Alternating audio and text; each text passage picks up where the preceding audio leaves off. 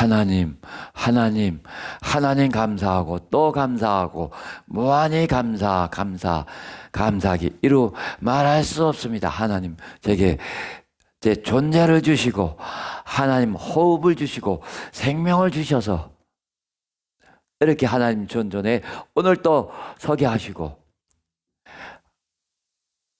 하나님의 말씀으로 지금까지 붙들어 주시고 인도하셨으니 하나님의 성령으로 늘 깨우치시고 가르쳐 주셨으니 참으로 감사합니다. 하나님 아버지, 오늘 또 하나님께서 하늘에서 말씀의 지혜와 말씀의 지식과 말씀의 능력을 크게 공급하셔서 하나님 아버지, 하나님의 말씀을 유감없이 하나님의 말씀답게 증거하고 가르치고 깨우치게 하소서. 생명과 능력을 공급하게 도와주시옵소서. 듣는 모든 이들에게도 지혜와 영감이 있어 겸손과 순종의 예수 마음이 있어 하늘의 음성을, 성령의 음성을 또렷이 들을 만하게 하여 주시옵소서. 예수 이름으로 기도합나이다. 아멘. 하나님 말씀은 열왕기상 19장 9절에서 14절까지입니다. 열왕기상 19장 9절에서 14절까지 교독하실게요. 9절, 엘리야가 그곳 굴에 들어가 거기서 유하더니 여호와의 말씀이 저에게 임하여 이르시되 엘리야야 내가 어찌하여 여기 있느냐. 엘리야야 내가 어찌하여 여기 있느냐. 저가 대답하되 내가 만군의 하나님 여호와를 위하여 열심히 특심하오니 이는 이스라엘 자손이 주의 언약을 버리고 주의 단을 헐며 칼로 주의 선지자들을 죽였음이오며 오직 나만 남았거늘 저희가 내 생명을 찾아 취하려 하나이다. 11절, 여호와께서 가라사대 너는 나가서 여호와의 앞에서 산에 섰으라 하시더니 여호와께서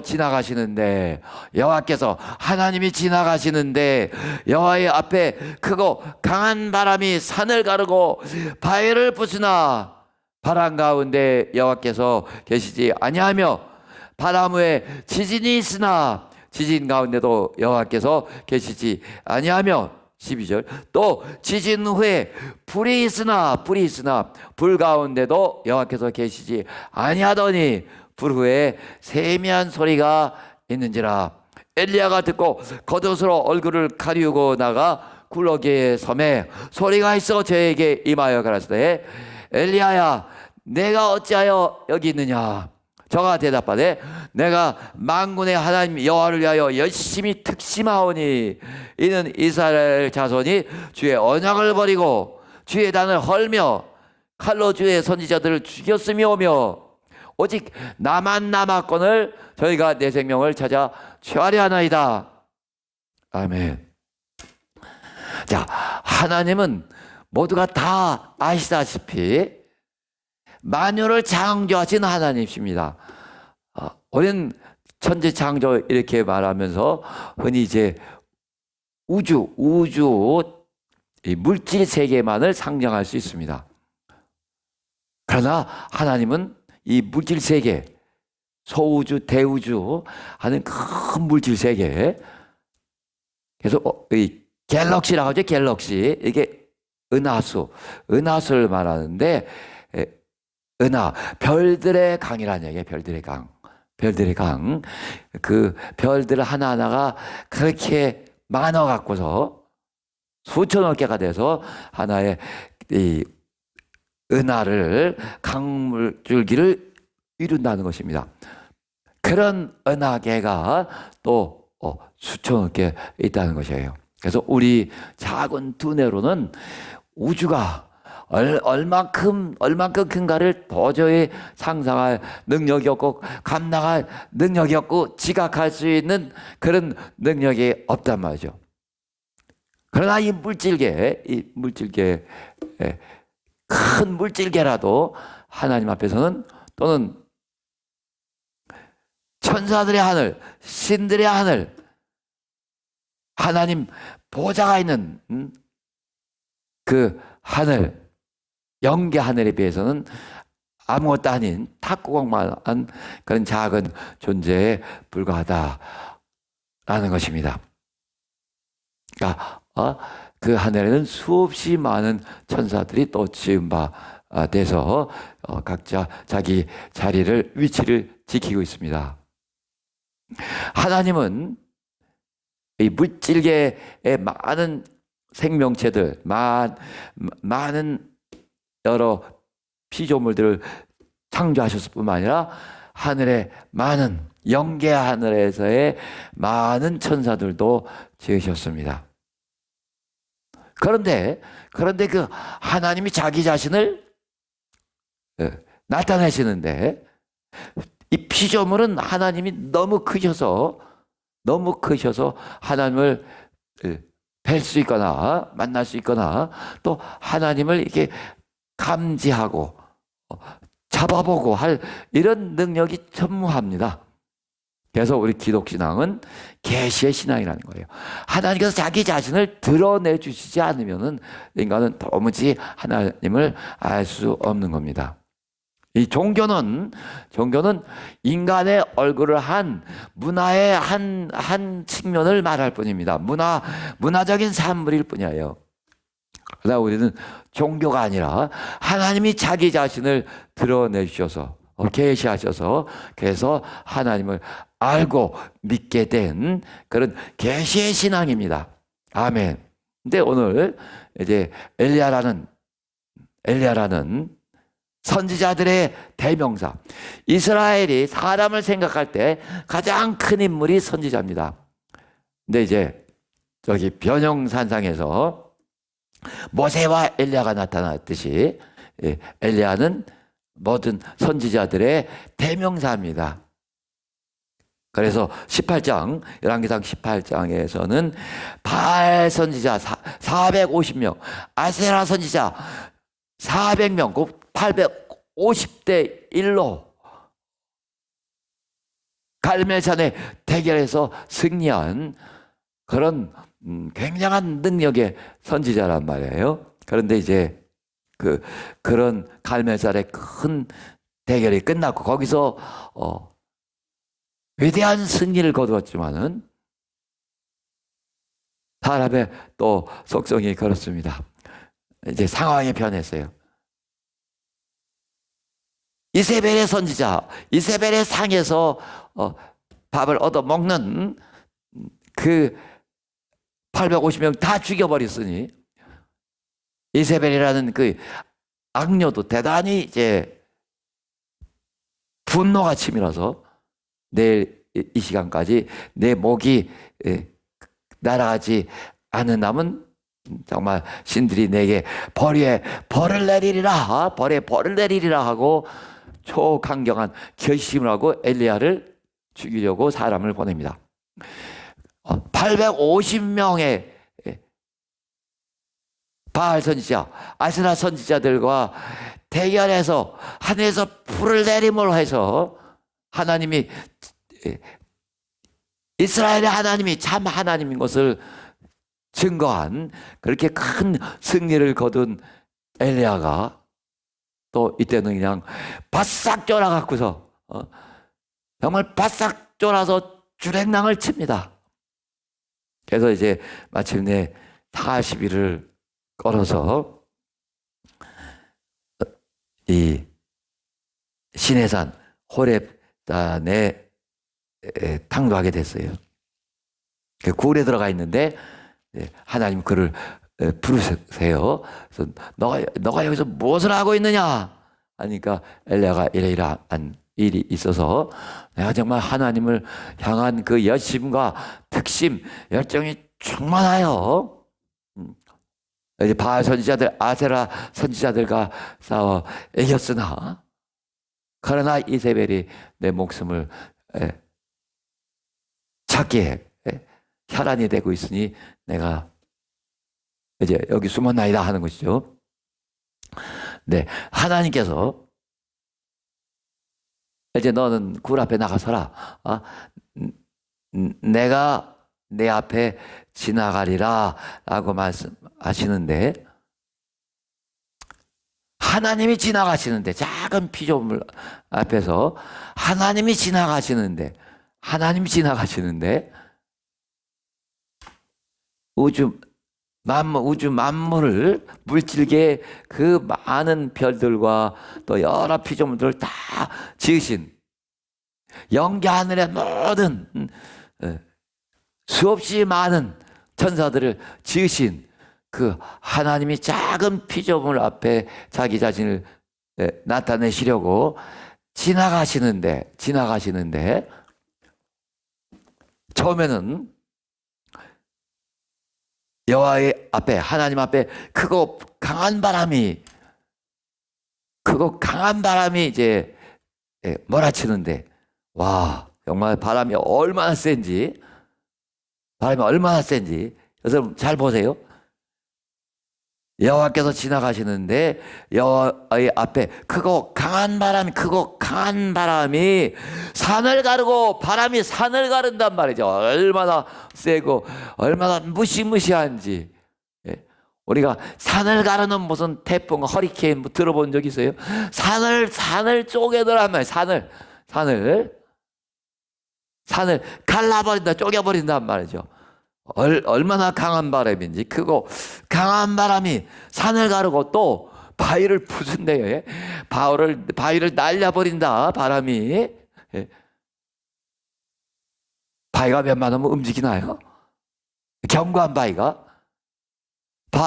그 초강력한 바람이 바위를 날려버리더라가 아니라 바위를 부수나 쪼개나 산을 가르고 산을 쪼개고 바위를 쪼개나 그렇게 크고 강력한 바람이 지나가서 막 바위를 쪼개고 산을 갈라버리는데 그런데 하나님이 그 가운데 계시지 아니하시더라. 얼마나 정말 핵폭탄보다 더한 그런 강력한 바람이겠습니까? 산을 가르고 바위를 부수나 바람 가운데 하나님께서 계시지 아니하며 바람 후에 지진이 있더라. 지진이 한번 지나가거나 하면 굉장하죠.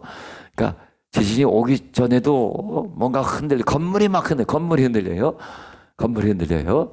오늘 필리핀에 있을 때 한번 건물이 흔들렸는데 그냥 여자들이 딱 소리 지르면서 어떻게 할 바를 몰라요.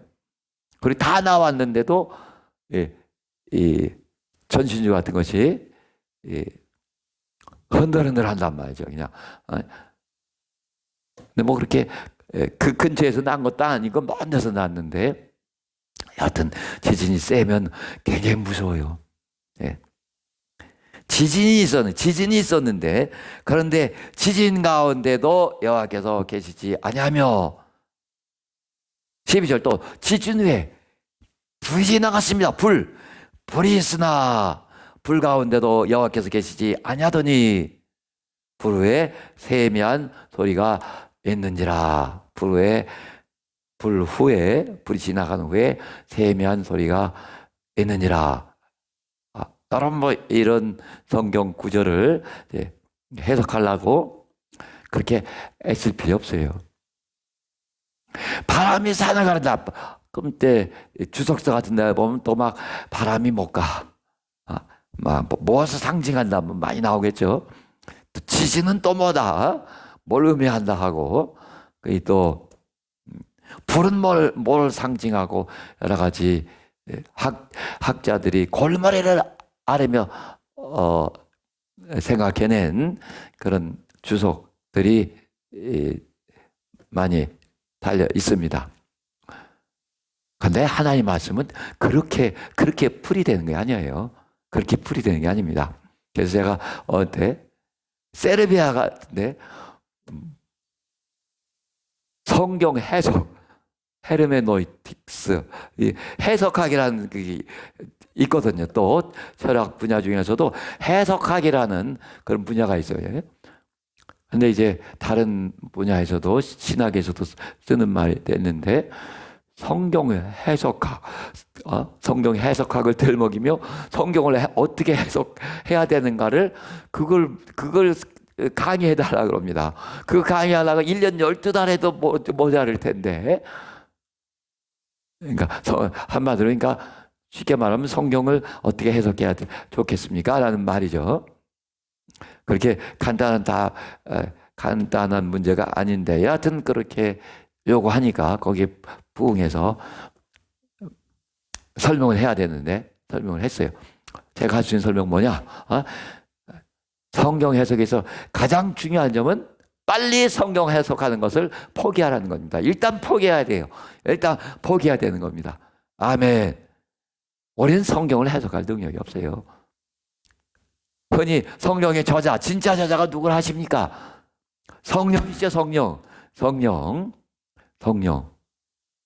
하나님이 자기 말씀을 기록하시고 이 말씀에 자기의 뜻과 의도와 하나님의 가장 깊은 비밀들이 담겨 있는데 아니 하나님이 정말 머리 좋은 학자들이 들고 판다고 그 비밀이 드러나게 그렇게 기록하셨겠어요? 어림없는 소리. 그래서 고린도서 1장에서도 이 세상의 지혜로는 하나님의 말씀을 하나님이 하시는 일을 알지 못하게 하셨느니라. 인간의 지혜로는 결코 하나님의 말씀에 도전하지 못하도록 알아내지 못하도록 하나님 그렇게 기록하셨어요. 그래서 학자들의 그런 지혜를 빌려서 그래서 성경을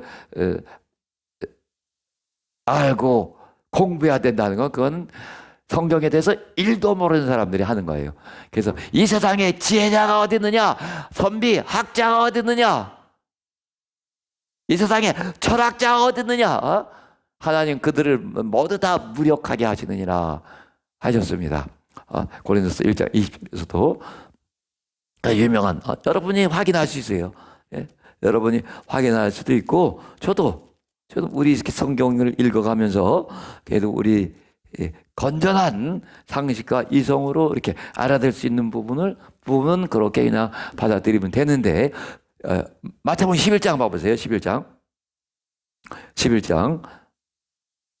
25절에서도 그때 예수께서 대답하여 가라사대 천지의 주제이신 아버지여 이것을 지혜롭고 슬기 있는 자들에게는 숨기시고 지혜롭고 슬기 있는 학자들 철학자들 인간의 어떤 다른 분야를 연구하듯이 연구하는 그런 사람들에게 이미 하나님은 숨기셨습니다. 이것을 지혜롭고 슬기 있는 자들에게는 숨기시고 어린아이들에게는 나타내심을 감사나이다. 어린아이, 제자들 어린아이라고 지칭하셨는데 얘들아 하시고 이런 어린아이들에게 나타내심을 감사하나이다. 옳소이다. 이렇게 된 것이 아버지의 뜻이니이다. 27절 잘 봐보세요. 내 아버지께서 모든 것을 내게 주셨으니 아버지 외에는 아들을 아는 자가 없고 자 아들과 또 아들의 소원대로 계시를 받는 자 외에는 아들과 아들의 소원대로 계시를 받는 자 외에는 아버지를 아는 자가 없습니다. 아버지를 알 수가 없어요. 성경을 알 수가 없습니다. 성경을 알아야 아버지도 아는데 아들과 아들의 소원대로 택하심을 받고 계시를 받는 자들 외에는 하나님을 알 수가 없어요. 누가복음 24장에는 자기들이 전혀 혼비백산하는데 이제 예수께서 마음을 여시고 설명해 주시니까 그때 엠마오로 가는 제자들이 이게 무슨 뜻인구나 라는 것을 알아들었죠. 빌립보서 사도행전 8장에서도 이사야서를 안만 읽어도 이게 선지자를 말하는 것인지 선지자가 또 누구에 대해서 말하는 것인지 성경 이사야서 우린 벌써 답을 알고 있죠. 그 모든 것들이 구약은 전부 다 비유 그림자다. 예수께 대한 비유요 그림자다. 그런 예수라는 답을 알고 맞춰봐도 이게 어려울 수 있는데 학자의 머리로 공부해서 1도 알 수 없습니다. 오히려 또 믿음을 다 저버릴 수 있어요. 그렇게 가다가 자기 좋은 머리 따라가다가 또는 학자들의 그럴듯한 해석을 따라가다가 그냥 놔두세요. 놔두시고 자꾸 오직 당시 할 일은 성경을 많이 읽으시고 깊이 읽으시라고. 깊이라는 말은 성령의 감동과 인도하심을 통제하심을 받으려고 그렇게 노력하시면서 이렇게 많이 읽으시란 말이죠. 겸손하게, 겸손하게.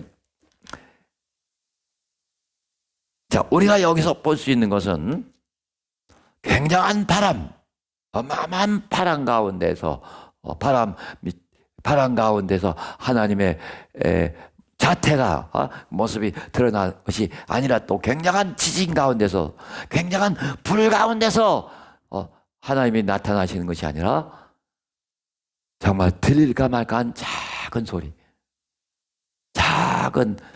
세미한 소리로서 하나님이 자기 자신을 나타내시는 거예요. 우리는 이 점에 참 주목해야 됩니다. 하나님은 어마어마하게 크시고 누구도 하나님을 볼 수가 없고 잡을 수도 없고 너무나 크신 분이지만은 그가 자기 자신을 나타내 주시는데, 그래서 계시란 말이죠. 구약에서 신약으로는 이제 점진적 계시가 되는 거죠. 하나님이 자기 자신을 나타내시는데 그렇게 요란한 방법으로 나타내시지 않는다는 걸 잘 아세요. 본래 하나님을 본 사람이 없으되 아버지 품 속에 계신 독생하신 하나님이 나타내셨느니라. 본래 하나님을 본 사람이 없으되 아버지 품 속에 있는 독생하신 하나님이 나타내셨느니라. 말씀이 육신이 되어 우리 가운데 거하심에 우리가 보니 아버지의 독생자의 영광이요 은혜와 진리가 충만하다. 요한복음 1장 18절 14절의 말씀인데, 정말 독생하신 하나님, 곧 하나님의 아들이 나타내셨느니라. 그 크신 하나님을 나타내셨는데 정말 작은 인간 피조물로 오셔서 하나님의 뜻과 하나님의 성품과 인간이 알 수 있는 하나님의 모든 것들을 다 드러내 주셨어요.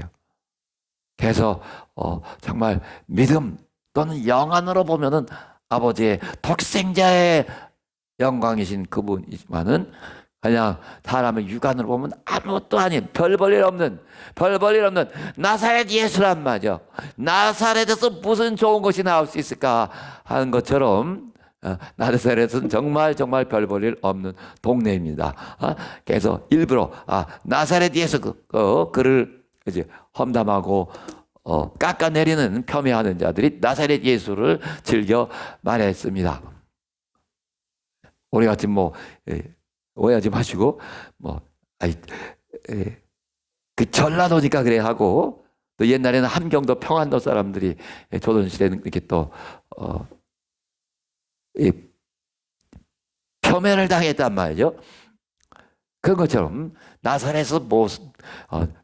나사렛은 나사렛 그 사람하고 근데 결국 이제 성령께서 오시고 예수 부활의 증인들의 활약 있고 하면서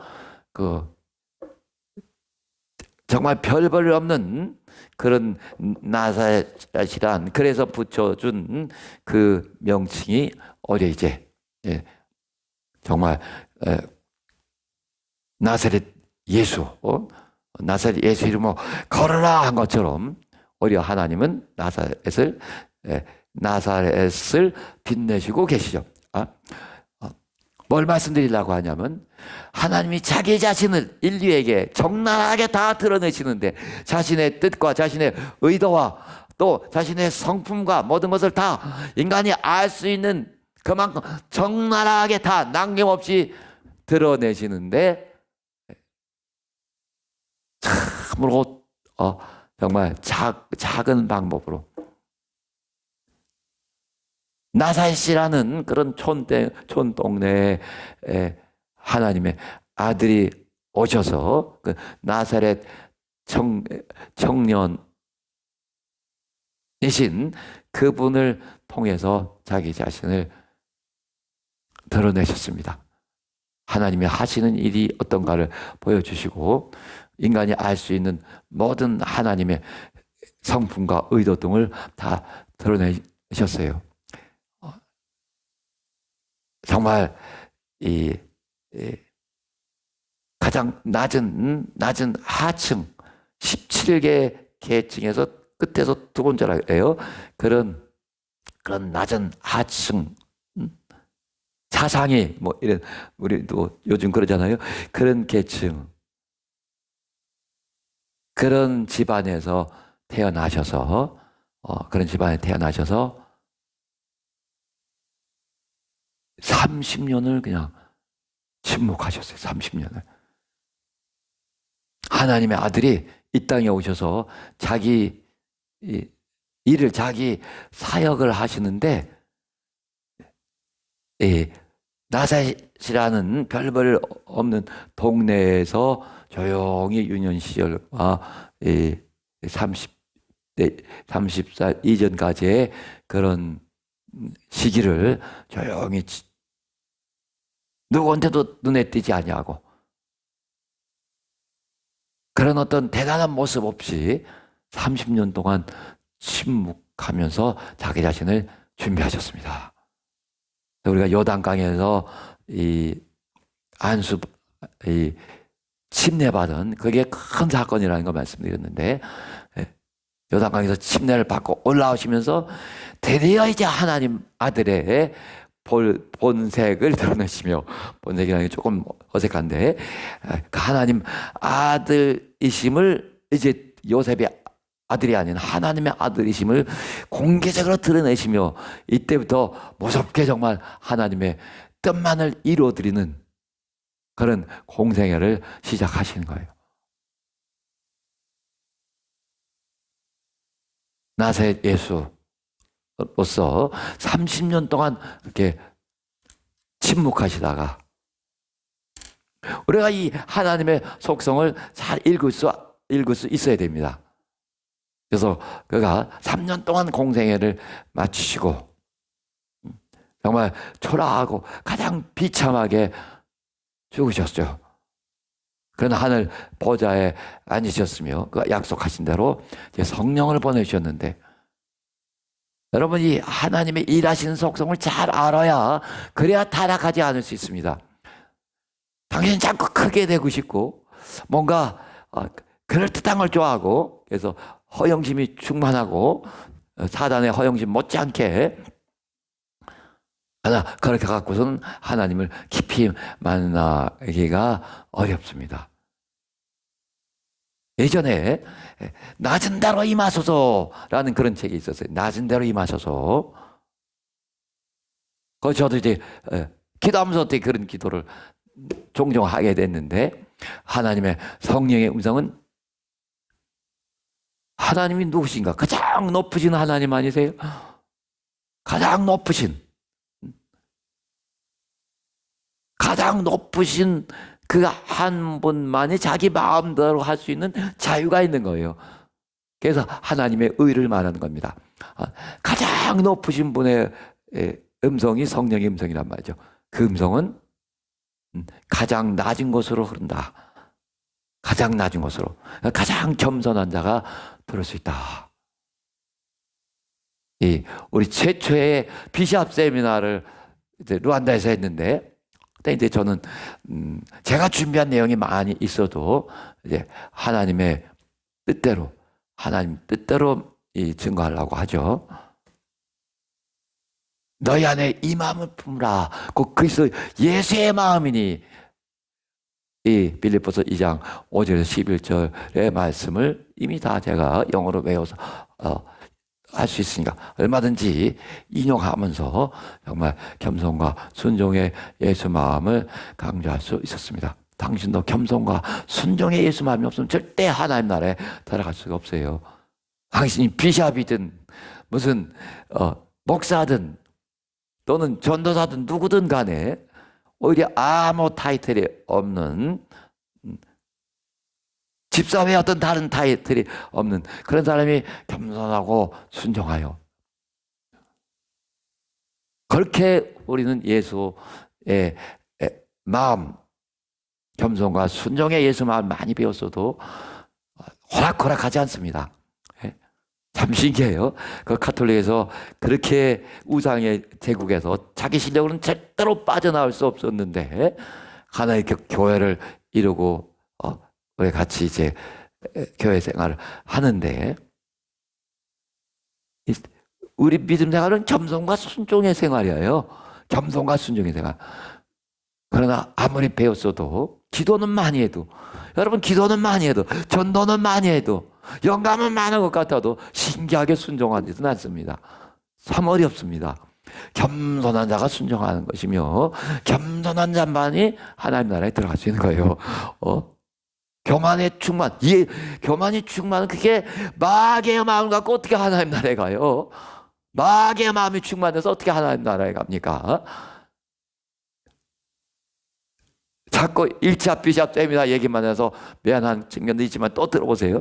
그래서 제가 그들에게도 똑같이 정말 겸손하여 순종하지 않는 자, 세상 상전에게도 주님께 대하듯 그렇게 순종하라 하셨는데 영적인 권위뿐만 아니라 세상에 세워진 모든 권위에 대해서도 막 겸손하여 순종하는 자는 절대 하나님 나라에 들어갈 수 없다. 당신들이 비샵이냐? 그럼 더 확실하게 겸손해야 된다. 이 사람들이 늦게 나타났거든요. 정말 겸손한 나는 제 시간에 딱딱 원래 순종하니까 권위에 벌써 순종하는 거지 익숙하니까 제 시간에 딱딱 맞춰서 들어오게 돼 있다.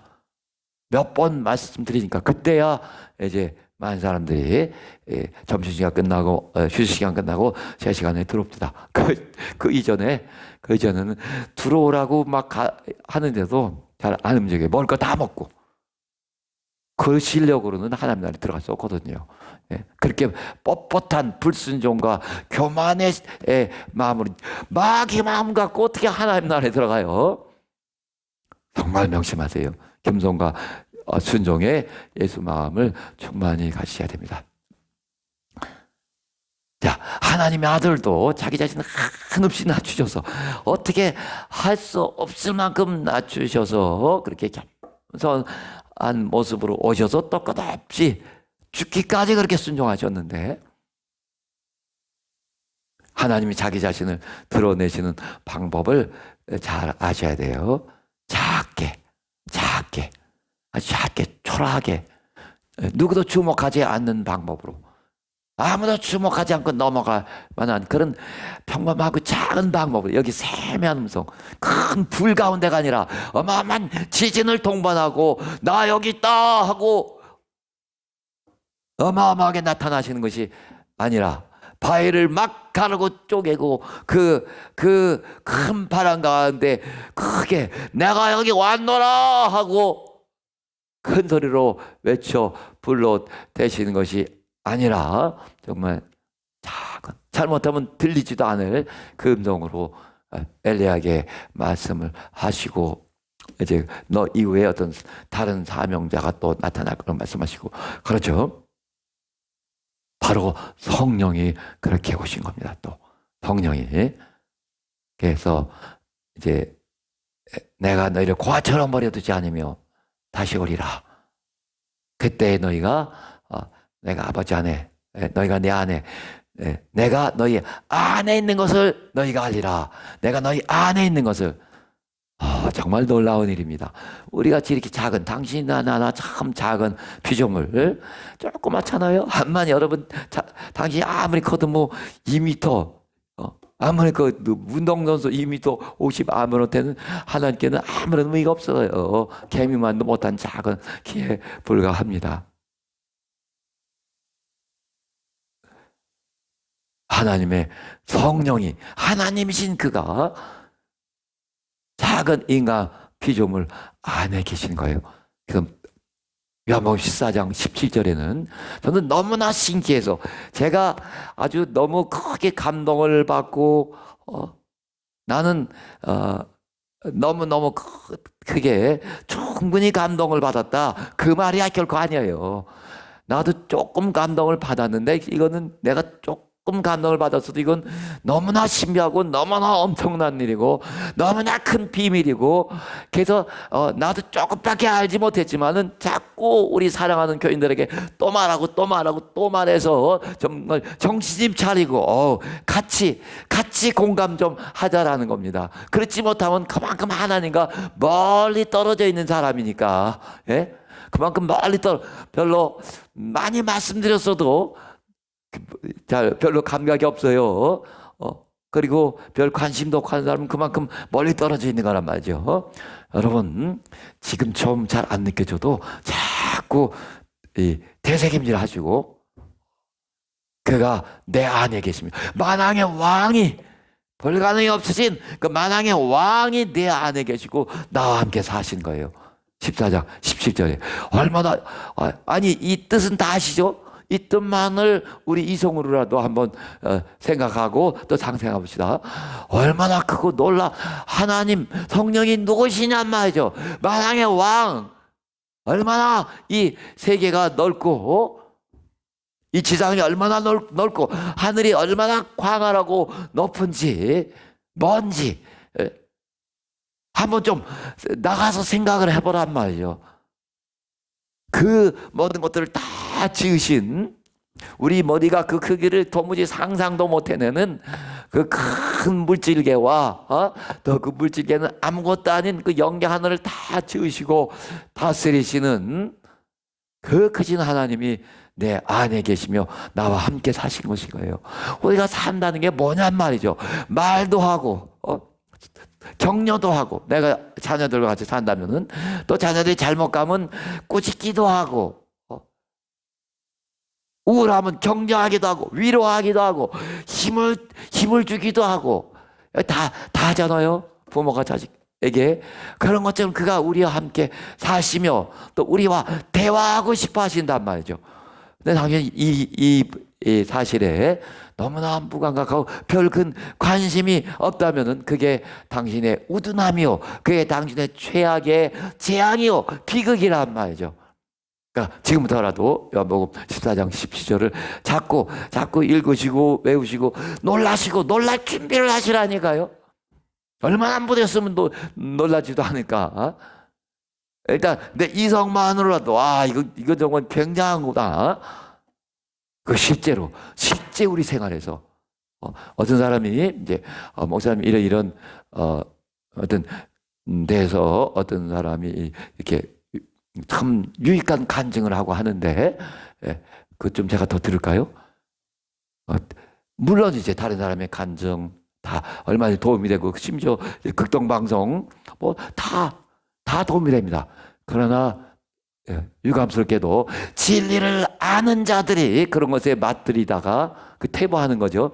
그러다가 다 떨어져 나갔어요.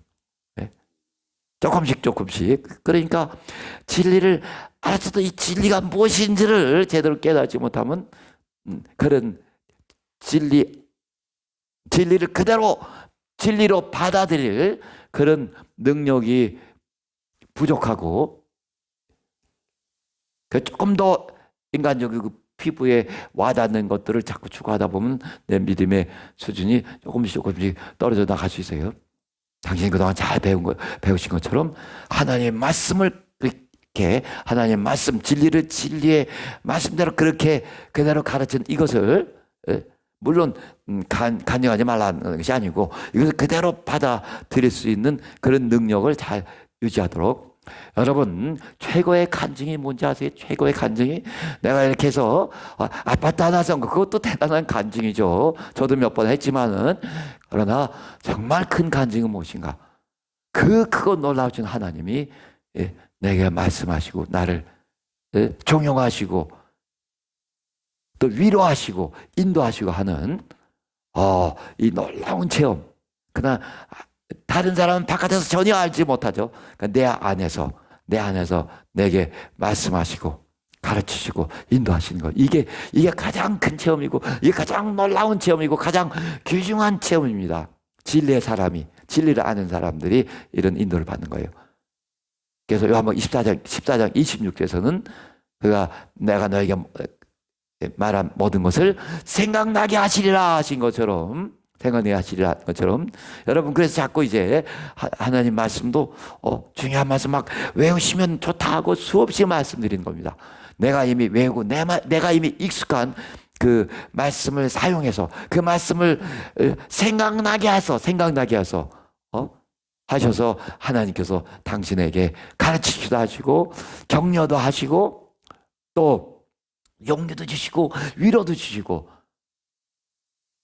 또 안심도 시켜주시고 이런 사귐, 이 사귐이 가장 놀라운 겁니다. 진리의 성령, 진리를 아는 나를 진리의 성령이 이끌어가고 진리의 성령이 나를 가르치고 교정해 주시고 인도하고 통제해 주시고 위로하시고 용기를 주시고 하는 얼마나 멋있는 그야말로 성령으로 사는 생활이냔 말이죠. 예? 이 성령으로 사는 체험과 이 생활을 이것을 간증해야지. 저는 여러 번 말씀드렸어요. 제가 뭐 조금만 염려하려 그러면 아무것도 염려하지 말고 어떤 데는 이제 국경이 막혀서 정말 여기서 이제 못 나가나 자꾸 싸우기만 하고 갈 길은 먼데 시간은 지나가고 있는데 그러나 아무것도 염려하지 말고 이번에는요 이 루안다에서 오는데 갑자기 전혀 예상도 못했어요. 우리 백신 3차까지 맞았잖아요. 그걸 내놓으라는 거예요. 그거를 갈 때까지는 문제가 없었는데 그래야 또 이제 루안다에서 타고 온단 말이에요. 깜짝 놀랐어요. 그래서 찾아보세요. 제가 드렸으니까 아무 차저도 없어요. 그러나 아무것도 염려하지 말고 결국 이제 하나 더 갖고 있는 걸 제게 줬죠. 혼비백산할 뻔했는데 가나에서는 대학병원, 우리 서울대학병원 같은 대학병원에서 그래서 양성이 나왔다면 양성이 나왔어요. 예? 얼마나 살이 떨렸겠어요. 신기하게 그 대학병원에서 그렇게 양성을 받았는데 그게 기록이 안 된 거예요. 기록이 어떻게 왜 안 됐는지 모르겠어요. 그러면 다 기록하게 돼 있을 텐데 그 이제 공항에서 다시 받아갖고서 3시간 내에 받아서 그래서 빨리 탈출할 수 있었습니다. 저는 보세요. 제 생각으로는 예수께서 너희는 하나님 믿으니 곧 나를 믿으라 같은 말씀이면은 예수께서 하신 그 말씀을 떠올려 주셨으면 좋겠는데 그러나 제 생각대로 되지 않습니다. 빌립보서에 있는 이 말씀은 아무것도 염려하지 말고 정말 여러 가지 위기 때마다 그렇게 안심시켜 주셔서 그야말로 아주 그냥 죽도록 힘든 상황에서 수없이 벗어나게 해주셨습니다. 그것이 성령과의 사귐이에요. 성령과의 일상생활에서도 일상생활에서도 여러분 우리 이렇게 병들고 막 아프죠. 조금만 여기가 어떻게 해도 어디가 좀 아프고 뭐 해도 걱정하잖아요.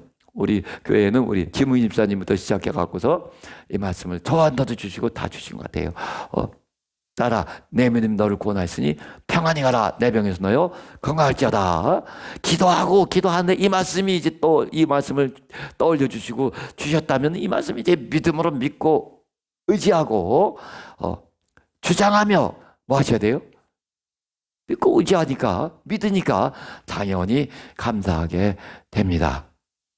여러분 우리 안에 계신 성령은 만왕의 왕이시지만 우리 안에 오셔서 작은 소리로 인도하시는데 이제 내가 이미 외워놓은 또 너무 익숙한 그 성경 말씀을 사용하셔서 그 성경 말씀을 기억나게 하셔서 얼마나 놀라운 방법입니까? 네? 성령과의 이런 일상생활 가운데서도 하루에서도 수없이 내게 이런 말씀을 떠올려 주시고 저런 말씀으로 인도하시고 하는 이 성령 체험, 성령으로 사는 이 체험을 꼭 하세요. 가장 중요한 정말 어마어마하게 큰 돈을 벌거나 뭐 하거나 이거보다 더한 진리의 체험, 성령의 체험입니다.